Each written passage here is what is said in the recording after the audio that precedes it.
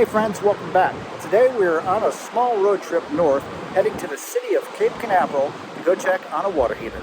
Let's go.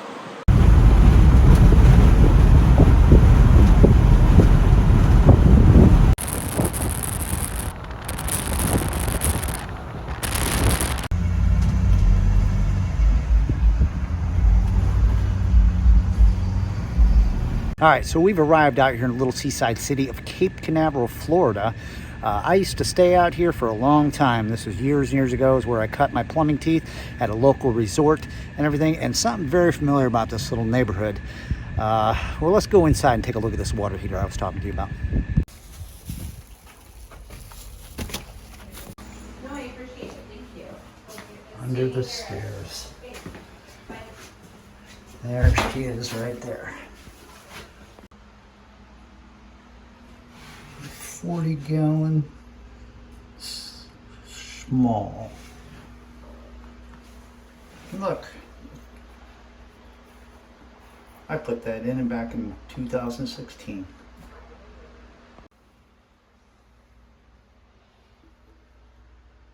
Alright, so I'm trying to be as quiet as possible because there's a woman that's inside that is working from home. Did you see that? There was a pink sticker on the side of that water heater. Yeah, that was me. I installed that water heater back in 2016. Now, she said that there was water flooded all over the place. Nobody touched anything. And it was a pressure release valve. I pointed at it in the last frame. Go back and look. It was popped open. Now, they caught it in time and turned the water off, but there was water still all over the floor. The only reason why that pressure release valve is going to pop open like that is if the heater got under duress from expansion or heat or something, and the expansion tank failed and it blew off and all that stuff. Nonetheless, it's under warranty. We're going to take the water heater out of here. They're just going to pay an upgrade fee, all that good stuff. I'll catch up to you when I get back inside. Now, these townhomes here in Cape Canaveral were built about 15 to 20 years ago. And when they built them, they plumbed it in with CPVC. So it's not like that was my choice when I installed the heater 4 or 5 years ago. That's what I had to work with, and that's what we're sticking with. If you look closely, this is starting to lean a little bit. That's one of the reasons why I don't like using CPVC. And it's from the weight of that expansion neck. So what we're going to do on this one is we're going to cut this back, and I'm actually going to bring this in lower over to this point so it doesn't have such a stand pipe and it has more support closer to the base of gravity. Let's go ahead and cut this out and get this heater ready to go. Turn my power off to the water heater, and we're going to disconnect the electrical.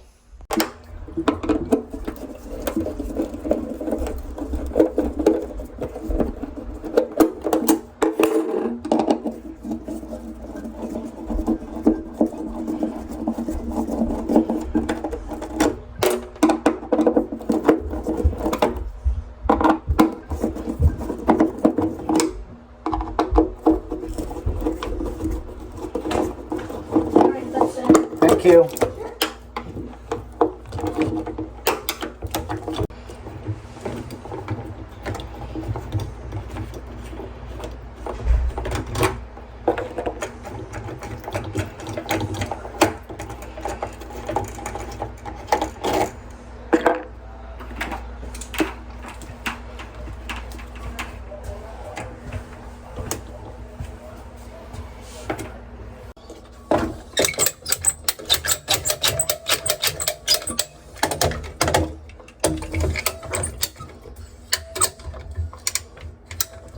I think this expansion tank is full of water.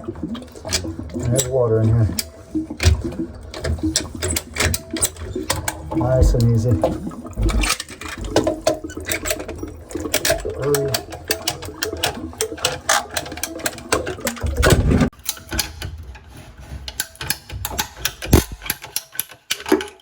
That looks like the troop showed up. That's Paul Davis Restoration. That show up after floods, fires, all that other stuff. And that's because the homeowners have insurance and they just moved in here. Surprise, surprise. If you look, when I installed this heater, I ran the line down into the pan. Okay. And the pan is connected to an outside drain. But I think it came out so fast, and this was kind of a little bit of an undersized pan. It wasn't able to keep up. So I got a bigger pan. We'll slide this thing out. It's not quite drained all the way, but we want to put the new one in.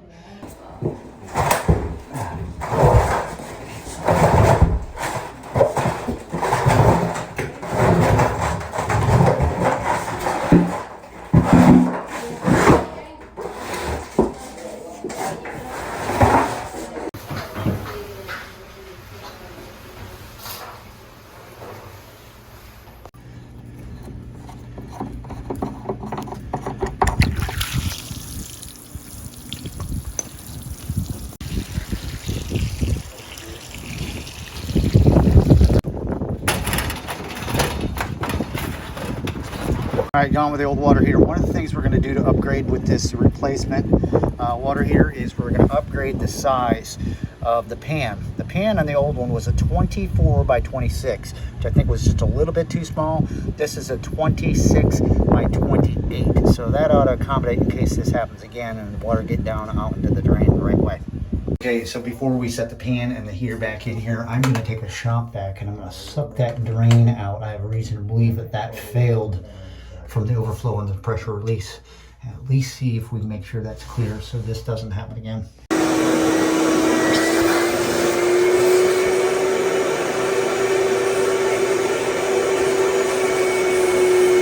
All right, so I've got my helper inside with the shop vac and he's sucking on that line that the pan connects to. And look, it's coming out right here. Why did they bring this up into this area? That's not good. That is not going to accommodate.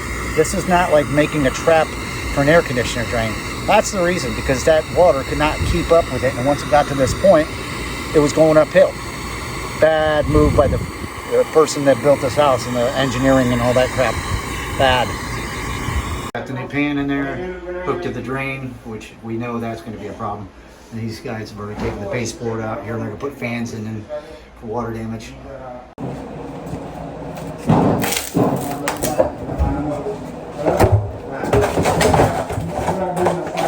Plenty of clearance there for that pan and the drain.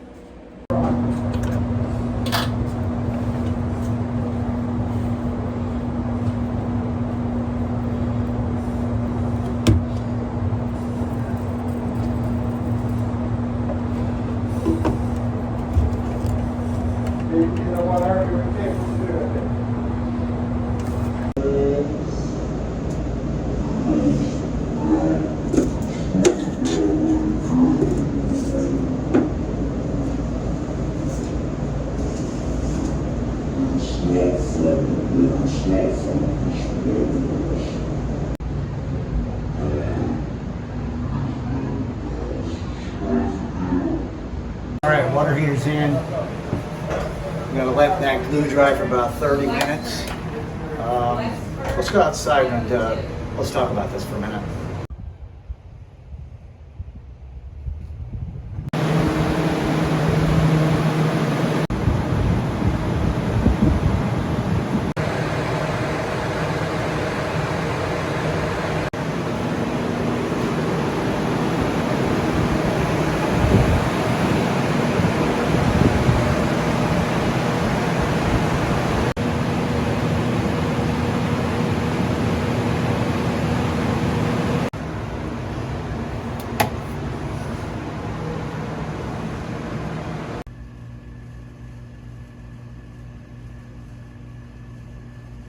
All right, that's going to do it for this one. Thanks so much for hanging out and watching the video.